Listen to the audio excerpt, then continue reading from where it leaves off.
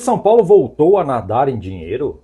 Que história é essa que eu tô vendo aqui, rapaz? E daqui a pouco eu vou falar sobre esse tal pacotão de reforços que invadiu as redes sociais. Tem muita página falando sobre isso. Que inclusive tem até peixes grandes. Vai vendo. Os rivais devem estar tudo assim, ó, tremendo. E por falar em rivais, eu vou traçar um paralelo com uma situação que rolou com a Leila Pereira no Palmeiras. O negócio tá feio lá, viu? Você viu? O que eu posso te adiantar é que a titia Leila tá passando o carro. Antes, aquele protocolo chato, porém necessário para a saúde desse projeto aqui, eu tenho certeza que você vai me ajudar. É só você clicar no joinha, que é o like, e se puder, né, se você gosta de futebol, se inscreva no canal, clica aqui no inscrever-se que está aqui embaixo. E se você quiser que eu te mande um salve, é só você escrever o nome da sua cidade aqui embaixo, que no próximo vídeo eu vou postar alguns comentários que eu selecionei, certo? No final desse vídeo aqui, eu vou postar na tela os comentários do vídeo anterior. Se você comentou o nome da sua cidade no vídeo anterior, fica até o final para ver se você está lá. Gostaria de falar uma coisa para você, amigo São Paulino. Vamos parar de romantizar as eliminações do São Paulo, da Copa do Brasil e da Libertadores. Tá ficando feio isso daí já, brother. Tem os dois lados da moeda. Tem o povo que fala, poxa, tá vendo? Perdemos para dois grandes clubes, que não deixa de ter razão quem comenta assim, né? Botafogo que passou o carro no Penharol, 5, e eu bem que gostei, porque aquilo que a torcida do Penharol fez no Rio de Janeiro é uma vergonha. Quem fez aquilo é um bando de vagabundo e a gente não pode passar pano para isso. E o outro é o Atlético Mineiro, que passou pelo Vasco e se garantiu na final da Copa do Brasil e não tomou conhecimento do bicho-papão das Américas, segundo alguns jornalistas, né, que é o River Plate. Enfiaram 3-0 no River e, na minha opinião, já estão na final da Libertadores com o Botafogo. E para quem você vai torcer, entre aspas, né, vai querer que ganhe nessa final? Escreve aqui embaixo. E o outro lado da moeda é aquele São Paulino que está se lamentando, porque era para ser o São Paulo na final da Copa do Brasil, contra o Flamengo depenado, porque os melhores jogadores do Flamengo aí, ou pelo menos a maioria deles, estão todos lesionados. O Flamengo está fragilizado com relação ao Flamengo do ano passado, então o bi da Copa do Brasil é uma coisa quase que certa, seria, caso nós estivéssemos na final. E como o Botafogo enfiou 5 no Penharol, é a Libertadores mais fácil de todos os tempos. São Paulo, com certeza, pela lógica dessa galera aí, enfiaria 5 no Penharol também. Só que vamos colocar os pés no chão, com todo respeito a quem pensa assim. Mas vamos colocar os pés no chão, pessoal. No Campeonato Brasileiro, São Paulo não conseguiu ganhar nenhum dos 2 jogos do Cuiabá, que é o penúltimo colocado no Campeonato Brasileiro. São Paulo perdeu os 2 jogos. E esse Penharol, que tomou de 5 para o Botafogo, cara, passou pelo Flamengo. Eu não vou dizer com uma facilidade e tudo mais, mas o Flamengo não conseguiu marcar gol nesses caras. A gente tem que parar de achar que o São Paulo tá tudo isso. O São Paulo decaiu muito de uns tempos para cá. Esse Botafogo, sim, tá tudo isso. Tem aquele Luiz Henrique que joga o fino da bola, mas ele não joga sozinho. Meu irmão, olha o time do Botafogo. O próprio São Paulo escapou de tomar uma goleada lá no Engenhão. Só que o universo, ele deu oportunidade para o São Paulo ganhar, e o São Paulo não aproveitou. Quer dizer, o São Paulo. Caleri e Lucas Moura. Né, e ainda entregamos um gol para ele com a participação especial do Luiz Gustavo e do Rafael, o mão de alface. Então, com toda essa dificuldade de fazer gol, você acha que o São Paulo ia enfiar 5 no Penharol? Cara, eu não acredito nisso. E olha que eu sou otimista, hein? E o São Paulo enfrentou 2 times aí muito bem estruturados financeiramente, que não é o caso do São Paulo. E temos que entender que o São Paulo foi até o seu limite, teve a oportunidade de passar, não passou, é uma pena, mas a página virou. Certo? Essa mania que a gente tem de achar que tradição ganha jogo, foi provado por A mais B que não é bem assim. Vivemos numa era que camisa pesada não significa nada se o clube não está bem financeiramente. Aí eu fico pensando, se nós São Paulinos já ficamos com aquele sentimento de, poxa, poderia chegar um pouco mais longe, né? Imagina o palmeirense. Porque a gente vê que o Palmeiras hoje é o clube mais bem administrado do país ao lado do Flamengo. Mas o Palmeiras caiu em 2 competições aí, na Copa do Brasil e na Libertadores. O Flamengo ainda está na final da Copa do Brasil, né? Mas imagina o torcedor do Palmeiras, o sentimento. Porque vê ali, ó, um time muito bem montado, jogadores de primeira prateleira. Vê um treinador do alto patamar ali, né? Um baita de um treinador que é o Abel Ferreira. E uma baita de uma administração, o clube jorrando dinheiro. E foi eliminado de 2 competições. Então onde eu quero chegar com isso? O São Paulo foi até o seu limite. O Palmeiras decepcionou. O Palmeiras sim tinha obrigação.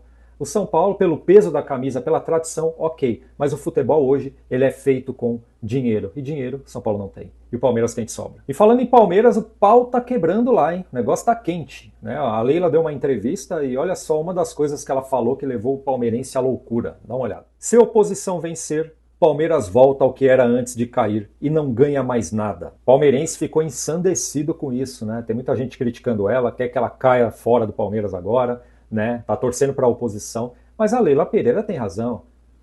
Desse Palmeiras, né, o que virou o Palmeiras de hoje, tem 90% dela. 90% da Leila e suas empresas. 10% do Paulo Nobre. O Paulo Nobre resgatou o Palmeiras. O que ele fez foi tirar o Palmeiras do poço e colocar no chão. E a Leila pegou o Palmeiras e levou para a lua. E sim, se ela sair do Palmeiras, o Palmeiras quebra. A verdade é essa, tá? E outra coisa que ela falou, que o pessoal ficou contrariado, foi isso aqui. Não sou várias pessoas, sou uma só e falo a verdade. No futebol, as pessoas não estão acostumadas a ouvir a verdade. Às vezes falo mais firme do que muito homem. É mentira dela? Tá, para não dizer que a Leila nunca falhou no Palmeiras, teve duas falhas, vamos colocar assim. Uma delas foi no dia que o Abel Ferreira foi indelicado com a jornalista, ela não falou nada sobre isso. Pelo menos até o ponto que eu sei, eu não vi uma declaração dela sobre o assunto. E a segunda falha é permitir que o Caio Paulista seja relacionado para os jogos e até mesmo jogar, depois dessa turbulência toda que aconteceu, né? Com a ex-mulher dele e tal, que veio à tona. Curiosamente, ninguém mais fala sobre isso. E devido à pressão dos jornalistas, ela se pronunciou sobre toda essa situação indelicada, né? Ela falou que o caso está na justiça, que não era ela que ia julgar, certo? E que ela não vai pelo tribunal da internet, coisa assim, né? Ela deu uma pincelada em cima disso. Só que na minha humilde opinião, havendo essa suspeita, ela deveria afastar ele. Porque e se for verdade? Pode não ser, mas e se for? Outros jogadores do futebol mundial, inclusive no São Paulo, já foram afastados e até demitidos por causa disso. Então é o mínimo a se fazer, é afastar o jogador das atividades enquanto as coisas não sejam resolvidas, tá? É que nem eu digo, é a minha opinião. E essa situação do Caio Paulista me pôs a pensar. Na época que supostamente aconteceu isso, ele jogava no São Paulo.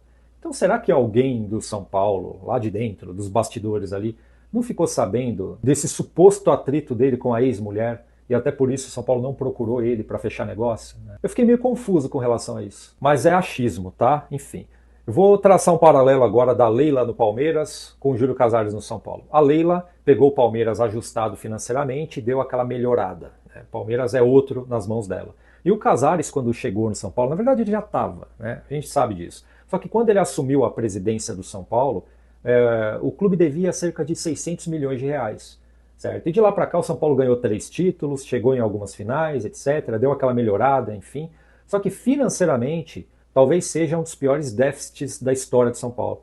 São Paulo está com uma dívida na casa de 900 milhões de reais. Financeiramente, São Paulo está quebrado. O negócio está tão complicado que chegou uma hora que São Paulo teve que puxar o freio de mão. Fez aquele replanejamento financeiro com aquelas empresas, você já deve estar cansado de saber, até por isso eu não vou me estender nesse assunto. E o que ficou bem claro para muitos torcedores do São Paulo é que teremos tempos difíceis, apertados financeiramente. São Paulo tem um teto de gasto agora, não pode mais fazer loucura financeira. Só que quando você olha a internet, né, sobretudo as redes sociais, parece que o São Paulo está nadando em dinheiro. É cada especulação envolvendo o nome do clube que você fica besta de ver. Cara, de alguns dias pra cá já começaram a falar do Soteldo, né, um cara que recebe um salário milionário e não joga tudo isso, vamos combinar. Começaram a falar também do Antony, porque o Antony provavelmente vai sair do Manchester United, né? Eles estão tentando negociar o Antony e tal, e já estão puxando o Antony pro São Paulo.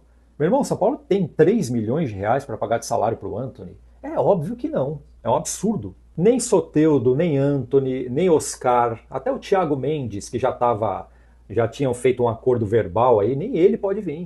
O salário do Thiago Mendes é na casa de 1.100.000 reais. Não tem condição. Fora aquelas outras especulações que em toda janela aparecem, né? Cavani, Benedetto. Pô, meu irmão, aí é difícil, né? E se o Júlio Casares aparece com um jogador desse patamar, eu acho que a gente tem mais é que se preocupar do que comemorar, né? Pelo menos é a minha opinião. Eu vou dar uma dica para você. Não se iluda com grandes contratações, porque o São Paulo não vai fazer isso e nem pode. A realidade é essa. Tá muito mais fácil para o São Paulo vender atletas do que contratar.